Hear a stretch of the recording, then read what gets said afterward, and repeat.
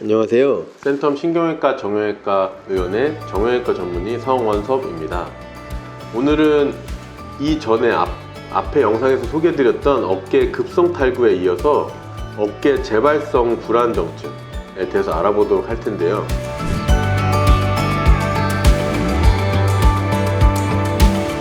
주위에서 이제 어깨가 한 번 빠진 게 아니라 자주 빠진다는 이야기를 들어보셨을 수도 있겠습니다. 이러한 어깨 불안정성에 대해서 오늘 소개해 드리도록 하겠습니다. 어깨 관절은 우리 몸 중에서 가장 운동 범위가 큰 반면에 상대적으로 다른 관절에 비해 불안정하기 때문에 이를 안정하게 유지시키려고 관절낭 주위에 강력한 인대와 회전력을 지닌 회전근개로 쌓여 있어서 이들의 어떤 끊임없는 긴장과 수축으로 안정성을 유지하게 되는데, 하지만 이러한 기능이 어떠한 이유로든 망가지게 되면 불안정성이 유발되고 통증을 느끼게 되고 어깨가 자주 빠지는 이런 습관성 탈구에 대한 불안감을 갖게 됩니다. 어깨가 빠지는 방향에 따라서 전방, 또 후방, 그리고 다방향성으로 분류하게 되고요.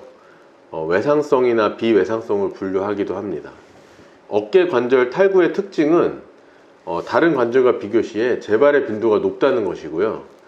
제일 흔한 경우는 외상으로 인한 전방 탈구, 그리고 이후 특히 젊은 층에서 재발하는 경우가 많고 불안정성으로 진행하는 경우가 많겠습니다. 그럼 먼저 전방 불안정증, 재발성 탈구에 대해서 알아보도록 하겠습니다. 이전 급성 어깨 탈구 편에서도 말씀드렸듯이 어깨 탈구는 전방 탈구가 가장 흔하다고 말씀드렸는데요. 보통 이제 20, 30대 젊은 연령에서 호발한다고 되어 있고, 물론 이제 어깨가 한 번 탈구되었다고 해서 무조건 계속 빠지는 것은 아니고요. 제대로 치료되지 않으면 재발된 경우가 많은데요. 보고에 따르면 급성 외상성 탈구 이후에 15%에서 많으면 92%에서 전방 불안정증으로 진행한다고 보고되고 있습니다. 어깨 탈구 치료 후에 재발에 영향을 주는 위험인자에 대해서 많은 연구가 진행이 되어 왔는데요. 불안정성의 재발 요인이 여러 가지가 있을 수 있는데, 그걸 좀 몇 가지를 좀 소개해 드려보면, 어린 나이에 탈구가 되거나 관절 와순이나 뼈의 손상이 동반된 경우, 인대의 과도한 이완이 동반된 경우, 신경 손상이 동반된 경우, 스스로 어깨를 탈구시킬 수 있는 경우, 그리고 회전근개 파열이 동반된 경우 등에서 재발성 탈구 위험성이 높아질 수 있다고 보고되고 있습니다. 이 중에 좀 연령과 관련된 내용을 좀 더 살펴보면, 어릴수록 잘 발생한다기보다는 어깨 탈구가 발생한 최초 탈구의 연령이 어릴수록 재발률이 높다는 이야기고요. 최초 탈구 연령이 20세 미만인 경우에는 33%에서 많으면 90%까지 재발된다고 보고가 되고 있고, 성장판 다치기 전 소아의 경우에는 첫 탈구가 발생한 경우에 재발률이 거의 100%에 가깝다고 합니다. 탈구가 잘 발생할 수 있는 자세의 경우에는 공을 던지는 자세를 생각해 보시면 되는데, 이제 보통 외회전 이 자세에서 잘 재발될 수가 있겠습니다. 전방 불안정성의 대표적인 증상은 공 던지는 자세를 취하면 팔이 빠지는 느낌이 들거나 불안감 또는 통증이 발생하게 되는 것인데요. 이러한 증상이 반복되면서 탈구에 대한 두려움으로 관절 운동 자체를 피하게 되기도 하고요. 이런 증상으로 진료를 위해 병원에 내원하시게 되면 먼저 자세한 문진을 먼저 하게 됩니다. 처음에 언제 빠졌는지, 얼마나 자주 빠졌는지, 외상력이라든지 직접 탈구를 유발할 수 있는지 등을 확인하게 되는데, 이에 따라서 치료 방침이 결정되고 달라질 수 있기 때문입니다. 그리고 이제 신체 진찰을 통해 불안정성을 유발하는 검사, 전신 유연성 평가하는 검사 등을 확인해 볼 수 있겠고요. 영상 검사는 단순 방사선 검사를 통해서 날개뼈나 이 상완골 머리뼈, 머리 쪽에 골절 등의 손상이 동반되어 있는지 확인해 볼 수 있고, 그림과 같이 이 MRI 보면 이 앞쪽에 이 부분이 지금 관절 와순이 떨어져 나간 이 영상인데요. 이 관절 와순 파열 등이 이제 관절에 부착되어 있는 연부 조직에 대한 평가를 위해서 MRI 검사를 좀 해볼 수가 있고, 반복적으로 어깨가 빠지시는 분들은 상완골 머리 후 외측에 압박골절이 발생하면서 뼈에 손실이 동반되는 경우도 있는데 이것 때문에 이런 동반 손상을 확인하기 위해서 CT 검사도 확인을 해보는 경우들이 있습니다. 지금 보시면 이 CT 사진인데요. 이 상어골 머리에 이 후 외측에 보시면 툭 패인 부분이 있는데 이 부분이 이 탈구 반복적인 탈구 과정에서 발생한 그 상어골 머리의 골 결손 부위인 것입니다. 만성 불안정성의 경우에는 그 정도 및 종류에 따라 치료 방법이 좀 달라질 수 있고, 전방 불안정성의 경우에도 그 정도가 심하지 않은 경우에는 물리치료 등을 이용한 보존적 치료를 시행하여 볼 수 있는데, 하지만 이제 반복적인 어깨 전방 탈구 등이 지속될 때에는 수술적 치료가 필요하겠습니다. 치료의 목표는 당연히 재발의 방지, 그리고 정상적 관절 기능 회복이 되겠고요. 수술적 치료의 방법으로는 그림에서 보는 바와 같이 관절이 탈구될 때 발생한 전하방의 관절와의 전하방에 위치한 이 관절 와순의 파열 부위를 이제 보통 방카르트 병변이라고 부르는데요.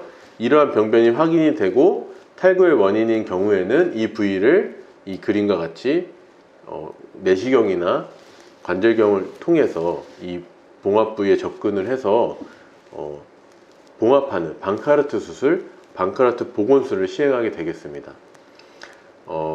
이 밑에 그림은 실제 관절경 사진이고요. 관절 와순이 파열된 부분이고 이 부분을 실로 이제 봉합하여 수술을 완료한 사진입니다.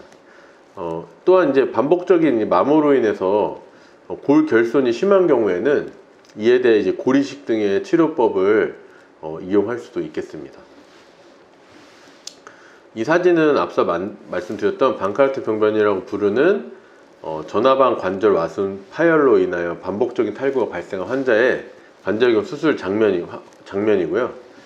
가장 이제 왼쪽에 있는 사진은 이 정상 관절 와순을 보여주는 사진입니다.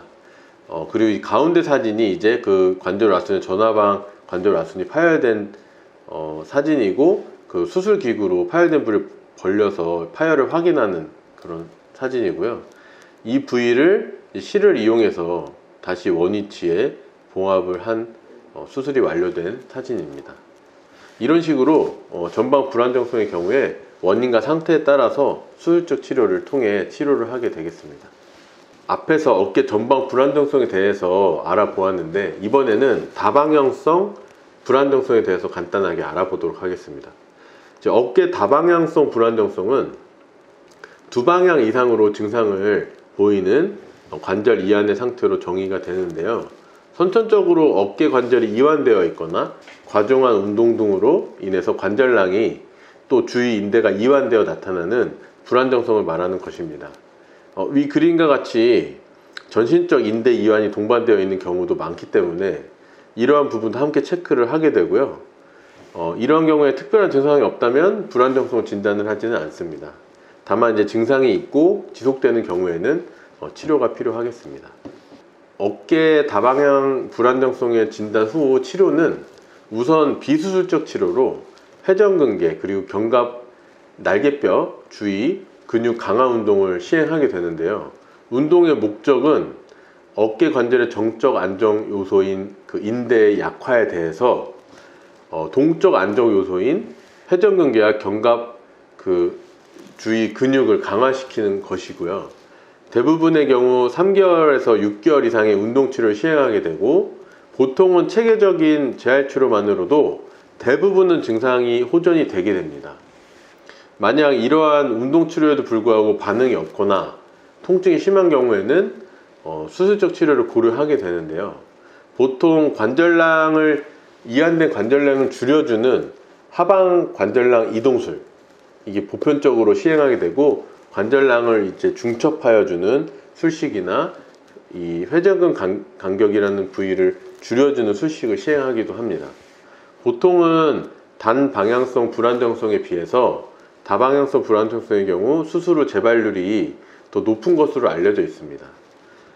이러한 이상이 있으신 경우에는 환자분 상태에 따라 치료가 달라질 수 있기 때문에 병원 진료를 꼭 시행하시고 담당 선생님과 치료 방법에 대해서 상의하시는 것이 좋겠습니다. 지금까지 어깨 관절 재발성 불안정증에 대해서 알아보았고요. 이상으로 영상을 마치도록 하겠습니다. 시청해 주셔서 감사합니다.